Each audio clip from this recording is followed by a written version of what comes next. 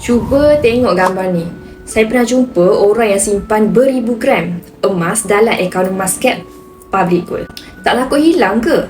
Ramai juga tanya okey ke simpan emas banyak-banyak dalam akaun Emascap ni.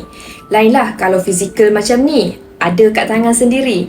Okey, untuk pengetahuan tuan-puan, akaun Emascap ni adalah platform untuk kita simpan gram emas dalam akaun emas.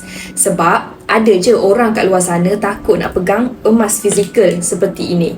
Mungkin takut hilang, cuai ataupun kawasan rumahnya tidak selamat. Sebab tu Public Gold sediakan akaun Emascap ni untuk tuan-puan simpan gram emas tanpa ada sebaranca simpanan dan tiada limit simpanan.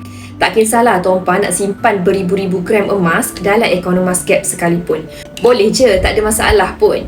Untuk info tuan-puan, emas yang kita simpan dalam akaun Emascap ni adalah emas fizikal. Cumanya emas tersebut disimpan oleh Public Gold. Public Gold tolong jagakan emas-emas fizikal tersebut dan berada di bawah insurans Lompat International Berhad. Itulah sebabnya bila tuan-puan dah simpan gram emas dalam akaun, nak fizikalkan bila-bila masa je boleh, tak ada masalah pun. Withdraw je ikut SOP yang dah ditetapkan oleh Public Gold. Sangat-sangat mudah. Jadi, jika tuan-puan ada bajet yang besar tapi belum ready lagi untuk pegang fizikal, boleh simpan saja dalam akaun emas ataupun simpan saja dekat public safe. Bagi tuan-puan yang berminat nak bermula, boleh terus rujuk pin video saya dekat profil. Saya dah tunjuk cara dan langkah-langkah yang terbaik untuk bermula. Semoga perkongsian saya ni memberi manfaat untuk tuan-puan semua.